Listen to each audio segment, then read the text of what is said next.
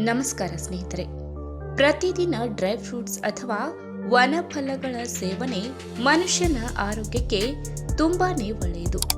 ದಿನ ಬೆಳಿಗ್ಗೆ ಖಾಲಿ ಹೊಟ್ಟೆಗೆ ಸ್ವಲ್ಪ ನೆನೆಸಿಟ್ಟ ಬಾದಾಮಿ, ವಾಲ್ನಟ್ಸ್, ಗೋಡಂಬಿ, ವನ ಖರ್ಜೂರ, ವನ ದ್ರಾಕ್ಷಿಗಳನ್ನು ತಿನ್ನುವುದರಿಂದ ಒಳ್ಳೆಯ ಆರೋಗ್ಯದ ಪ್ರಯೋಜನಗಳು ನಿಮಗೆ ಸಿಕ್ಕಿದಂತಾಗಿ ಇತರರಿಗಿಂತ ಆರೋಗ್ಯವಾಗಿರಲು ನೆರವಾಗುತ್ತದೆ. ಪ್ರಮುಖವಾಗಿ ಡ್ರೈ ಫ್ರೂಟ್ಸ್ಗಳಲ್ಲಿ ದೇಹಕ್ಕೆ ಅಗತ್ಯವಾಗಿ ಬೇಕಾದ ಆರೋಗ್ಯಕರ ಕೊಬ್ಬಿನಂಶಗಳು, ಪ್ರೋಟೀನ್ ಅಂಶ, ನಾರಿನಂಶಗಳ ಜೊತೆಗೆ ಆಂಟಿ ಆಕ್ಸಿಡೆಂಟ್ ಅಂಶಗಳ ಪ್ರಮಾಣ ಕೂಡ ಹೇರಳವಾಗಿ ಕಂಡುಬರುವುದರಿಂದ ನಿಮ್ಮ ದೇಹದ ಉರಿಯೂತವನ್ನು ನೈಸರ್ಗಿಕವಾಗಿ ಕಡಿಮೆ ಮಾಡುವ ಶಕ್ತಿ ಇವುಗಳಿಗೆ ಇದೆ.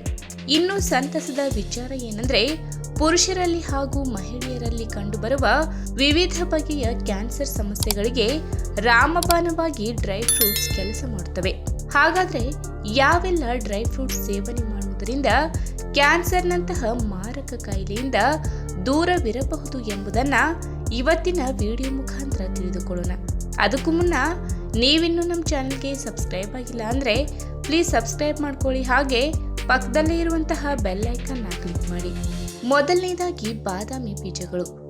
ಸಾಮಾನ್ಯವಾಗಿ ಎಲ್ಲ ವಯಸ್ಸಿನವರಿಗೂ ಸೂಕ್ತವಾಗುವ ಡ್ರೈ ಫ್ರೂಟ್ಸ್ ಎಂದರೆ ಅದು ಬಾದಾಮಿ ಬೀಜಗಳು.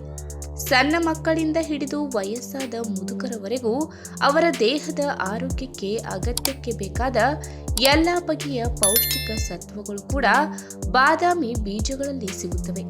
ಹೀಗಾಗಿ ಪ್ರತಿದಿನ 4-5 ನೆನೆಸಿಟ್ಟ ಬಾದಾಮಿ ಬೀಜಗಳನ್ನು ಸೇವನೆ ಮಾಡಬೇಕು ಎಂದು ತಜ್ಞರು ಕೂಡ ಸಲಹೆ ನೀಡುತ್ತಾರೆ.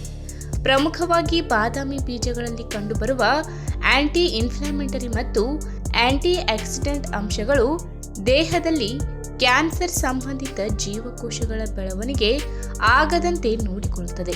ಇನ್ನು ಎರಡನೇದಾಗಿ ವಾಲ್ನಟ್ ಬೀಜಗಳು.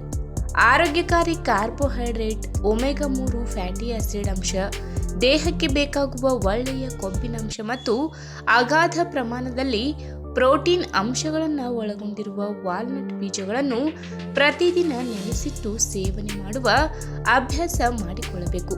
ಒಂದು ವರದಿಯ ಪ್ರಕಾರ ಪ್ರತಿದಿನ ವಾಲ್ನಟ್ ಅನ್ನು ನೆನೆಸಿಟ್ಟು ಸೇವನೆ ಮಾಡುವುದರಿಂದ ಮಹಿಳೆಯರಲ್ಲಿ ಕಾಡುವ ಸ್ತನ ಕ್ಯಾನ್ಸರ್ ಹಾಗೂ ಪುರುಷರಲ್ಲಿ ಕಾಡುವ ಪ್ಯಾಂಕ್ರಿಯಾಟಿಕ್ ಕ್ಯಾನ್ಸರ್ಗಳನ್ನು ನಿವಾರಣೆ ಮಾಡುವಂತಹ ಸಾಮರ್ಥ್ಯವನ್ನ ಪಡೆದಿವೆ ಎಂದು ತಮ್ಮ ವರದಿಯಲ್ಲಿ ತಿಳಿಸಿವೆ. ಇನ್ನು ಮೂರನೇದಾಗಿ ನೆನೆಸಿಟ್ಟ ವನ ಖರ್ಜೂರ. ಖರ್ಜೂರಗಳಲ್ಲಿ ಅಪಾರ ಪ್ರಮಾಣದ ಕ್ಯಾಲೋರಿಗಳು ಸಿಗುತ್ತವೆ. ಹೀಗಾಗಿ ಪ್ರತಿದಿನ ನೆನೆಸಿಟ್ಟ 1-2 ಖರ್ಜೂರಗಳನ್ನು ಸೇವನೆ ಮಾಡುವುದರಿಂದ ದೇಹಕ್ಕೆ ಶಕ್ತಿ ಸಿಕ್ಕಂತಾಗಿ ಸುಸ್ತು, ಆಯಾಸ ದೂರವಾಗುತ್ತದೆ ಎಂದು ತಜ್ಞರು ಕೂಡ ಸಲಹೆ ನೀಡುತ್ತಾರೆ. ಆದರೆ ಇದರ ಪ್ರಯೋಜನಗಳು ಇಷ್ಟಕ್ಕೆ ಮಾತ್ರ ಸೀಮಿತವಾಗಿಲ್ಲ.